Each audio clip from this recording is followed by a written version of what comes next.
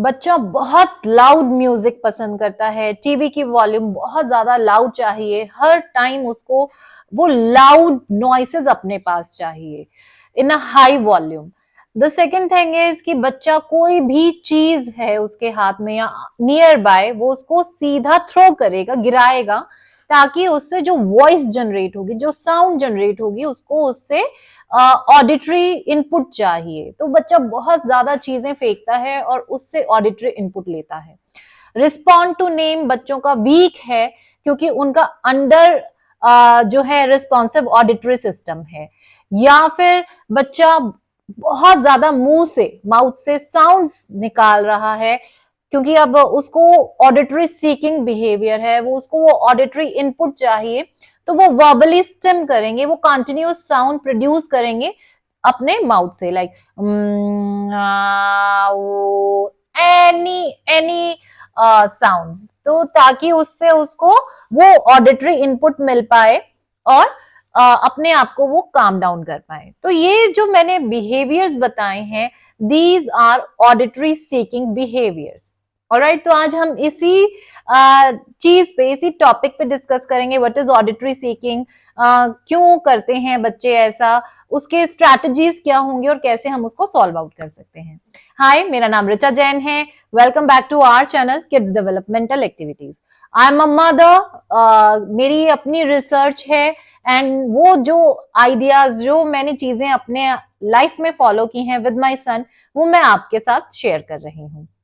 सो auditory seeking, auditory seeking क्या है? Auditory input, कोई भी साउंड के इनपुट को बच्चा ले रहा है, कंटिन्यूअस ले रहा है, दैट इज ऑडिटरी सीकिंग। कि उसको अपने नर्वस सिस्टम को काम डाउन करने के लिए, अपने आप को शांत रखने के लिए जो है वो ऑडिटरी इनपुट चाहिए, ताकि बच्चा काम डाउन रहे, अटेंटिव रहे, उसकी अलर्टनेस बढ़े।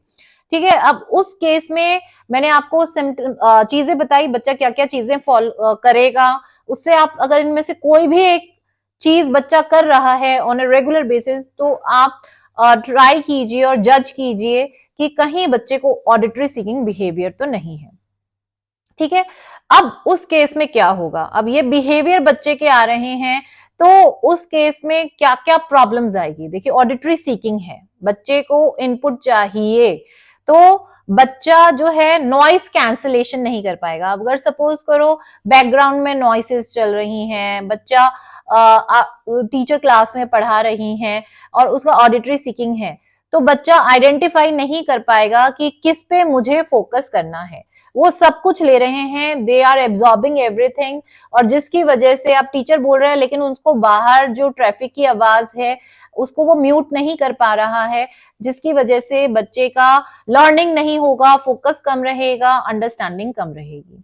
और इन सम केसेस, एक्सट्रीम केसेस, जहां पर बहुत ज्यादा सीकिंग और बैलेंस नहीं होता, बच्चे को ओवरवेलमिंग हो जाता है, because they have input of everything, every sound they are taking, और उस वजह से क्या होता है, उनको अंडरस्टैंडिंग, इतना कंफ्यूजन हो जाता है और किसी चीज में वो फोकस नहीं कर पाते, और क्या होगा, मेल्टडाउन्स आ जाएंगे और वो फिर इरिटेट, फ्रस्ट्रेट होकर चिल्लाएंगे या फिर गुस्सा हो जाएंगे, टैंट्रम्स शो करेंगे। तो ये सिचुएशन भी आ जाता है in extreme cases.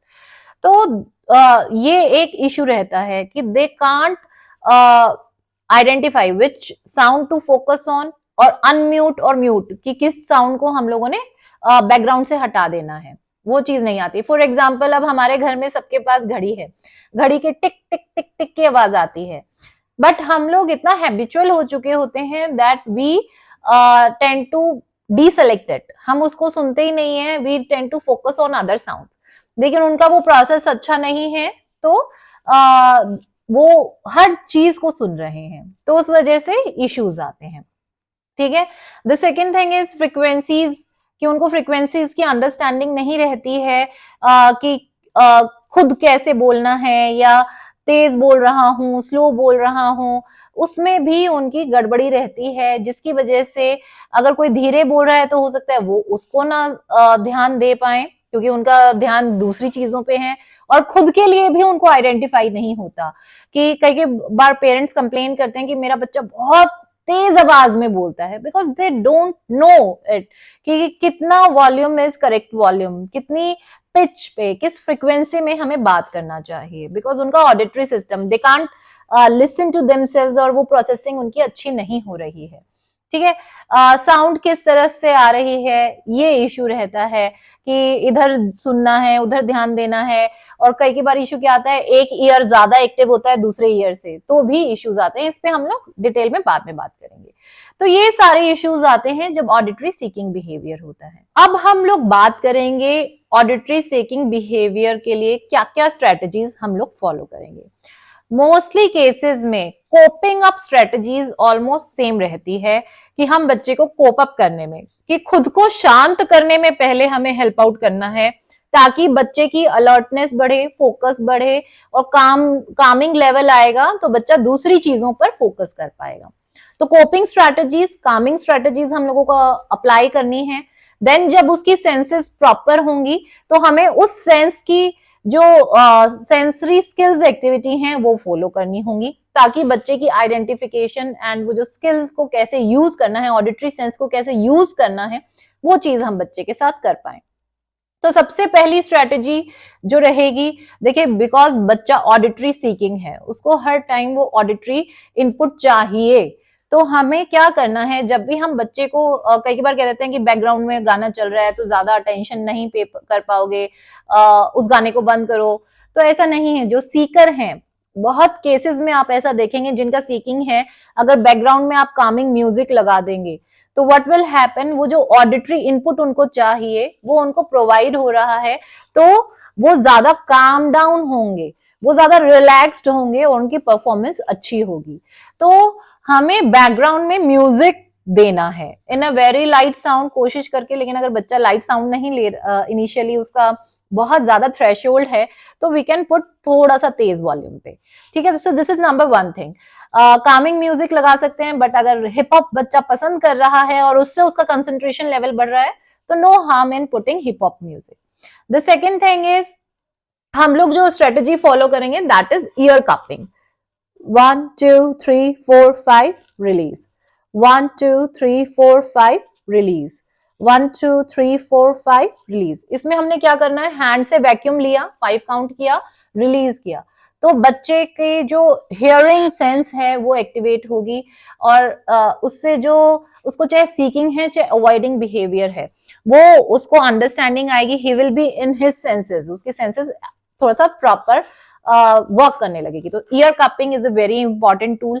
The third thing is, हमें जो अलर्टिंग एक्टिविटीज, जब हम लोग बात कर रहे हैं ऑडिटरी सीकिंग बिहेवियर में, तो हमें अलर्टिंग एक्टिविटीज में दूसरी सेंसेस को हमें इन्वॉल्व करना है। दूसरी सेंसेस में कैसे, हम लोगों ने बैलेंसिंग एक्टिविटीज कराई, पार्क में लेके गए तो हम लोगों ने उसको नंगे पांव पार्क में वॉक कराया, पुल अप एंड पुशअप्स कराए, स्विंग कराया, स्लाइड कराया।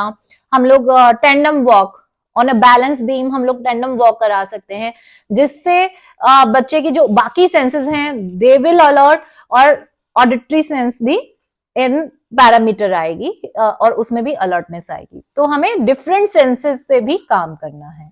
ठीक है, सो this is number third strategy. Number fourth strategy, जब आप ये सारी चीजें फॉलो कर रहे हैं, बच्चे का कामिंग लेवल बढ़ रहा है, ठीक है, बच्चे की ऑडिटरी सीकिंग कंट्रोल में आ रही है, then we have to work on auditory skills. Auditory skills कि हम लोगों को बच्चे को अंडरस्टैंड कराना है about frequency, about directions, about speed and these components of auditory skill. इस पे मैंने एक डिटेल्ड वीडियो बनाई है इस सीरीज में, उसका लिंक मैं डिस्क्रिप्शन बॉक्स में डाल दूंगी। तो ऑडिटरी स्किल पे हमें काम करना है ऑन द 4 कंपोनेंट्स, ताकि बच्चे की आइडेंटिफिकेशन अच्छी हो, और बच्चे की जो हेयरिंग की अगर मैं बात करूं, हेयरिंग की क्वालिटी है और प्रोसेसिंग है वो अच्छी हो।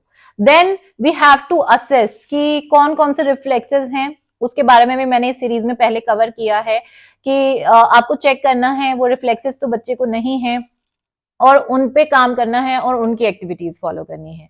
तो ये 3 वीडियोस रहेंगी, auditory skills activity, basic auditory skill, advance auditory skill with reflex integration, and which reflexes are involve.